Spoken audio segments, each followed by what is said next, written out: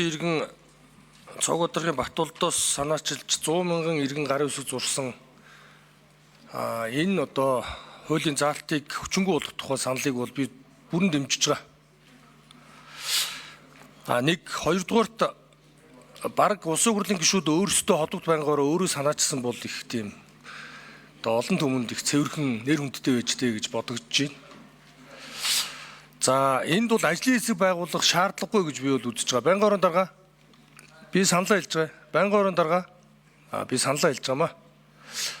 Энд бол ажлын хэсэг байгуулах шаардлагагүй гэж бол үзэж байгаа. Энэ тодорхой асуудал дээр одоо юугийн судалж ажлын хэсэг байгуулах юм. Тэгээ энд шийдвэрлэхгүй бол үндсэн хуулийн цэцэд аягүй дахин хандаж магадгүй.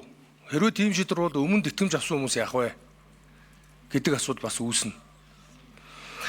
Энэ цэргийнхний тухайд бол 36 сарын тэтгэмж бол авдаг.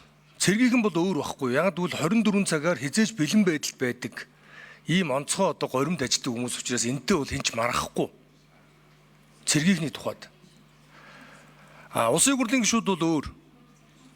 Тийм учраас энэ нийгмийн даатгалаас олох тэтгэмжийн тухай хуулийн 10 дугаар зүйл заасан тэр одоо 24 сараас дээш хугацаанд ажилласан бол 50-70%-аар сүүлийн 9 сарын дунджаар одоо төлсөн одоо энэ тэтгэмжтэйгээ уялдуулаад энийг ажилд орох хүртэл хугацаанд авдаг. Энэ зохицуулалтаа адилхан явуулахад энэ болохгүй юм юу байгаад байгаа юм? Улсын хурлын гишүүд гээд арай өөрөөр ингэж одоо иргэдэд болохоор 75 ажлын өдөр гэж байгаа. За 3 сар гаруй. Тэгээ улсын хурлын гишүүнд болохоор 12 сар гээд ингээд илт өөр заачгаар чи ингээд ямар ч хүн дээр бол одоо шудраг ус байна гэж үзнэ л т. Тийм учраас энэ зүйлийг одоо цэргийнхэнтэй бол бид нар адилтгаж үзэх бол ийм боломж байхгүй. Угаасаа одоо нийгмийн даатгалын шимтгүүд төлж байгаа хүн бүр ажилгүйдлийн тэтгэмж гэж төлдөг штэ. Дараа нь хэрвээ одоо ажилгүйд өртөх юм бол авнаа гэд. Тэгээ энэтэй одоо тэгээд юуг нь одоо тэгэл заавал ингэ байлгах гээд үзээд идэм бол. За өмнө 30 жил тийм байсан гэд. Тэг өмнө 30 жил бүх юм нь тэгээд болоод байсан бол тэгээд одоо бүх юм нь болохгүй яагаад байгаа юм? Тийм учраас энэ өмнө байсан тэр үеийнх нь нөхцөл өөр байсан гэж уян гişиг хэлсэн тэрнтэй би санал нэг байгаа. Зах зээлийн эдийн засаг дөнгөж шилжиж явах үед нөхцөл өөр байсан. Одоо бол нөхцөл өөр, харьцангуй өргөн боломж гарсан. Хүмүүст ажил хөдөлмөр хийх тэр үе шилжилтийн үеийг бодвол.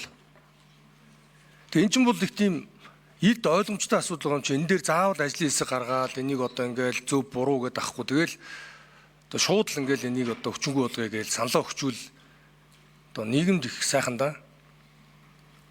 Тэгэхгүй болохоор одоо ажлын хэсэг гараад тэгээд яг юуг нь судлах гэдэг юм бол би тэр гайхаад байгаа байхгүй юу? Яг яана гэх гэдэг юм. Бусад оронд ийм байд юм байна. Тийм учраас одоо бид нар адилхан байя болио гэх гээд байгаа юм уу? Бусад оронд чи хөгжлийн түвшин өөр. Бид нар бас өөр байна. Хөгжихгүй байгаа шалтгааныг ард иргэд энэ төр одоо буруу удирдсанаас боллоо. Төрийн өндөр албан тушаалтнууд ашиг сонирхол авилгын асуудалд оролцсноос боллоо гэж дүгнээд байгааг ер нь бид нар бүгдээрээ ойлгож байгаа үстэй.